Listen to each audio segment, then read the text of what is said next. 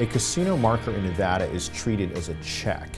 It's an extension of credit that a casino gives you. And if you write a check to the casino or a casino marker to the casino and it bounces just like a check, the state of Nevada will prosecute you for felony theft by check.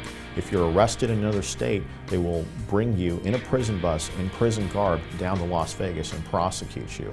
If you're being investigated for having written a casino marker that bounced to a casino, or you're being prosecuted for a casino marker violation, it's really important that you contact me as soon as possible. I've had great results where even in one case, I got a client's entire prosecution dismissed, and he had owed $5.5 million in markers.